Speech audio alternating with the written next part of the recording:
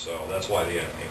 Maybe the other thing to note in here is pH, WW, that's peak hour wet weather flow, 2.2 MGD.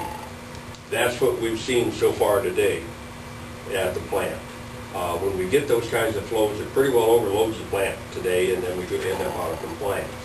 That's actually the maximum amount that your pumping station can pump. We believe there's more flow than actually what your pumping station can pump coming into your system based on our field review and what we've seen of your system. So there may be some discussion here in the future, well, actually we'll talk about a little bit tonight about upgrading the wastewater lift station. Any projection what that difference is? We don't pump about 500 gallons of water a day. It could be, yeah. It could very well be. That goes. Water plant? Yeah. Less than 300,000 on the average, so. Member Creek, Yeah. 2.2 million.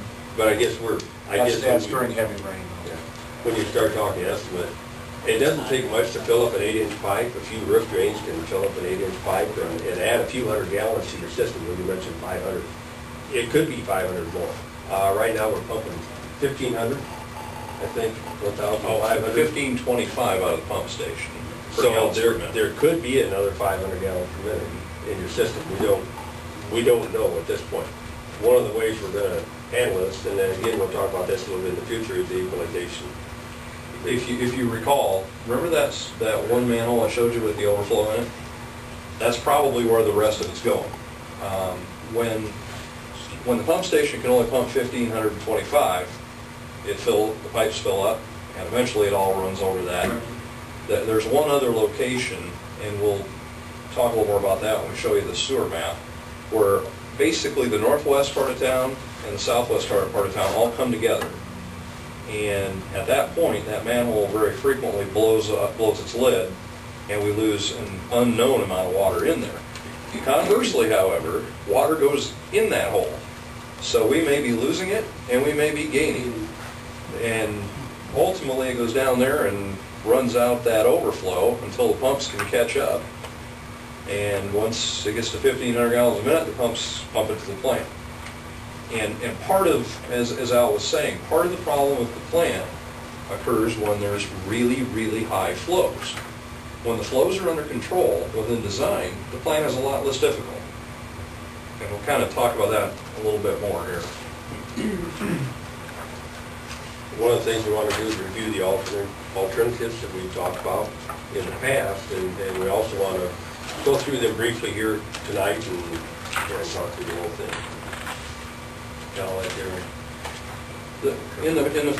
In the past, we reviewed a number of alternatives. One of them was an Aeromod. Aeromod is a fancy name for an activated sludge system with extended aeration. It just happens to be a certain variety of treatment. Alternative B was an oxidation ditch. That's another activated sludge system. It uses a little different technology.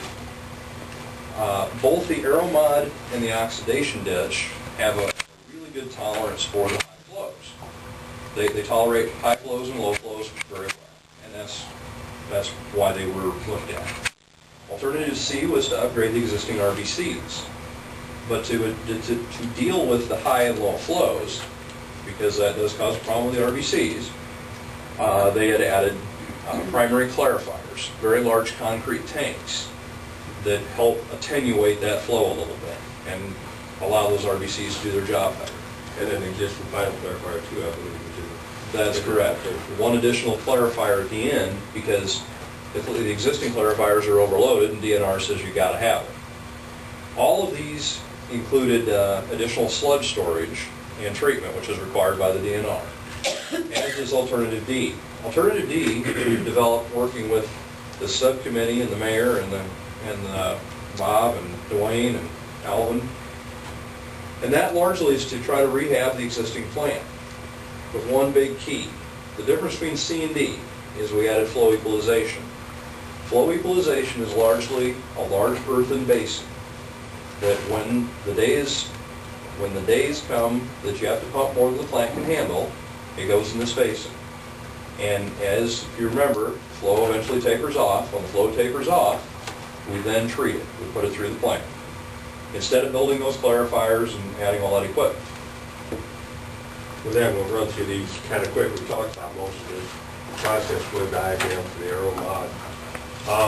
Again, a schematic, without getting into a lot of the details.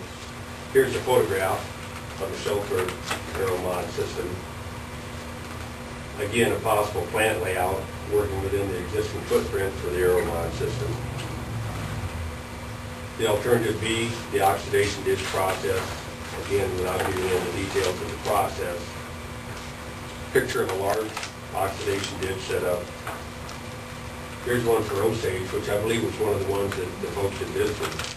One of the items we'd like to just note here, those are two final clarifiers that have the aluminum dome over the top of them. You see these here? And I think Jim, you and Jim both had asked about covering those clarifiers. That would be much what your clarifiers would look like with covers on them. And I did talk to, you'd asked how much that would cost. Talked to a couple manufacturers, and they say about $70,000 a unit. So, But if we're talking about operation and the ease of operation and maintaining things in the middle of winter and stuff, that would work significantly better and help out in the treatment process too, because right now the clarifiers freeze up and you have a problem in the wintertime. Again, just a site plan would fit on the existing site. Again, this one is just, again, not getting into detail, but it would add primary clarifiers, additional final clarifiers, so that you could handle the full flow to the plant in excess of the 2.2 MGDs. Your existing rotating biological contactors, that's what your RBCs are. That's what they're actually called rather than just an RBC, but it's a treatment process. And again, utilizing the same footprint. Now this is the one where we developed the new alternative and maybe talk just a little bit about the flow schematic. We've added the flow equalization basin. wastewater would come in over here. This would be from the pump station. And it would come, we'll show you physically on the scene how it works. It would come in toward the plant from the west, as it does today.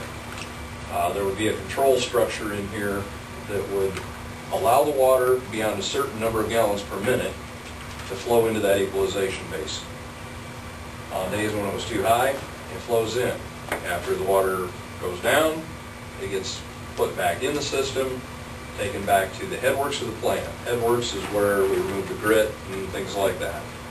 That would be in the existing plant, replacing equipment in there. We would then go to new fine screens, replacement of the existing equipment. We'd go to the RBCs, and we would replace the RBCs. They've got a lot of years on them, and I'm sure as several of you guys can attest, the parts are getting hard to come by. There's two existing final clarifiers. We would recommend that you certainly change the equipment in those. It's 30 years old with everything else. It would then go to disinfection. In this case, we've said UV. We've given the option to the subcommittee for either chlorination, which is what's used today, or going to a UV. We promise that we'll bring them a price, or bring any of you that want it, a price difference, because the UV does have a little more upfront cost. But it has some advantages in not having chemical costs on and on. Of course, you have power costs to it, but it also offers some options or dependability for the future as far as making sure that you remove all the chlorine before you put it back in the river. Yeah, the funny part about chlorine dechlorine is you put chlorine in to kill the bacteria off, and then you're required to put in sodium bisulfite to take out the chlorine that you put in that didn't get used. So you're buying two chemicals and go back and forth. And that certainly is an option for you. It really is pretty easy either way. We would then take the sludge that comes off the clarifiers down to the existing digester and sludge system, and we would be required by DNR standards to add more sludge storage and digestion.